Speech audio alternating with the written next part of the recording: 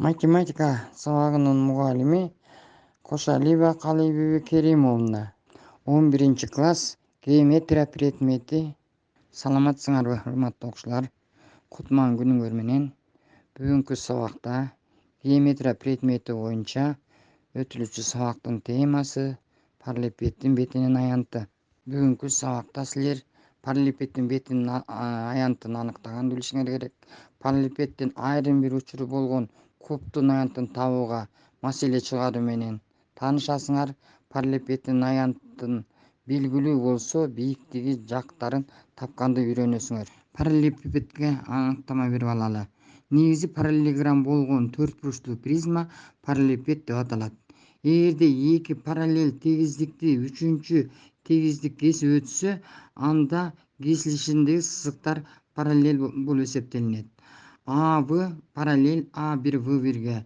Мында А1В1В параллелограмм болуп эсептелинет. Ал эми АВСД А1В1С1Д1лер булар параллелепипед деп айтылат. Параллелепипеддин негизи экөө болот. Кырлары 12, каптал граны 4, чокусу 8. Параллелепипеддер жантык параллелепипед анан тик бурчтуу параллелепипед болуп экиге бөлүнүшөт. Тик бурчтуу параллелепипедтерге болсо сүрөттө көрүп тургандай биз күнүмдүк көрүп турган пайдаланып жүргөн буюм тайымдар кирет. Тик бурчтуу параллелепипеддин бир чокусунан чыккан 3 кыры узундуктары анын өлчөмдөрү деп аталат. Башкача айтканда өлчөмдөрү тууразы, узуну, бийиктиги болуп эсептелинет. Эгерде параллелепипеддин каптал кырлары негизинин тегиздигине перпендикуляр болсо, башкача айтканда каптал грандары тик бурчтук болсо, анда ал тик параллелепипед деп аталат. Эгерде параллелепипеддин негизи тик бурчтук болсо, анда ал тик бурчтуу параллелепипед деп аталат. Эгерде тик бурчтуу параллелепипеддин үч өлчөмдөрү бири-бирине барабар болсо, анда ал куб деп аталат. Кубтун үч өлчөмү бири-бирине барабар болгондуктан анын бардык грандары квадрат болуп эсептелинет. Параллелепипеддин бетинин аянтына токтолсок, мында эс негизинин аянты тик бурчтук болгондуктан узун туурасын көбөйткөнгө барабар. Ал эми каптал бети болсо барабар 2С каша А кошуу Вга барабар болуп эсептелинет. Ал эми толук бетин ала турган болсок, ошо негизинин аянты менен каптал бетинин аянтынын суммасына барабар. Ал эми кубтун бетинин аянты болсо, эгерде бардык жактары А болсо, с негизинин аянты А квадрат болот. Ал эми каптал бетинин аянты каптал бетинен 4 болуп аткандыктан 4А квадрат болот. Эми толук бетин ала турган болсок, анда эки негизинин аянтына каптал бетинин аянтын кошсок, толук бетинин аянты барабар 6А квадрат. Параллелепипеддин аянттарын табууда биз бир нече көнүгүүлөрдү карап көрөлү. Номер 1 көнүгүү: кубтун кыры 4 см, анын бетинин аянтын тапкыла дейт. Демек бизге АВСД А1В1С1Д1 деген куб берилиптир. Кубтун бардык жактары бири-бирине кырлары да барабар болгондуктан А кыры барабар 4 см. Демек с толук бетинин аянтын табышыбыз керек. Биз формуланын ордуна эле коебуз. С толук бетинин аянты барабар 6А квадрат болчу. Демек Анын ордуна 4-тү койсок, С барабар 6 көбөйтүү Т квадрат болот. Дагы эсептеп көргөнүбүздө барабар 96 см квадрат. Демек жообу 96 см квадрат. Эми балдар, номер 2 көнүгүүнү карайлы. Мында кубтун бетинин аянты берилип атат. Анын кырынын узундугун, анан диагоналын тапкыла дейт. Демек берилди куб берилип атат. С толук бетинин аянтын жасабыз 216 дм квадрат деп. Эми табуу керек А кырын.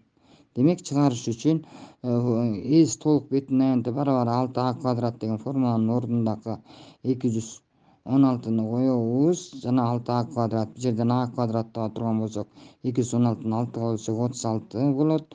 Демек А квадрат барабар 36 болуп аткандыктан А барабар 6 дециметр квадрат экендиги келип чыкты. Эми диагоналын табыш үчүн диагоналы барабар 3А квадрат. Демек Д барабар 3Ага 6-ны койсо 6-нын квадраты болот. Дагы эсептөө жүргүзсөк 108 дециметр. Демек жообу А жагы 6 дециметр, Д диагоналы 108 см болуп калды. Эми балдар 3-көнүгүнө карай турган болсок, мында тик буручтуу параллелепипеддин 3 өлчөмү берилип турат. Анан толук бетин аянтын тапкыла дейт. Демек, берилди тик буручтуу параллелепипеди.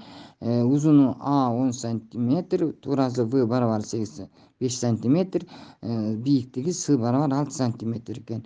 Демек табуу керек S T барабар суроо. Чыгарыш үчүн S толук бетинин формуласын жазабыз. Дагы ошол формуланын ордуна эле маанилерин коюп коебуз.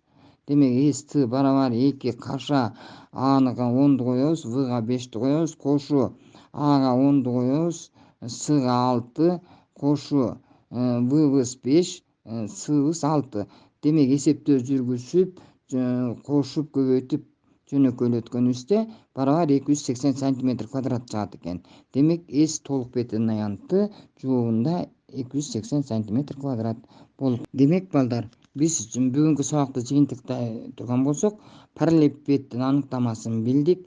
Параллелепипед жантык параллелепипед, тик параллелепипедке бөлүнө тургандыгын билдик. Тик буручтуу параллелепипедди анын ичинен кубтун аянттарын табуунун формуласын үйрөндүк дагы, ага карата көнүгүүлөрдү аткара алдык. Андан кийин параллелепипеддин чиймесин чийүүнүн негизинде анын кырларын, негиздерин, каптал кырларын, чокуларын, бийиктиктерин, анан диагоналдарын менен тааныштык. Тапшырма балдар.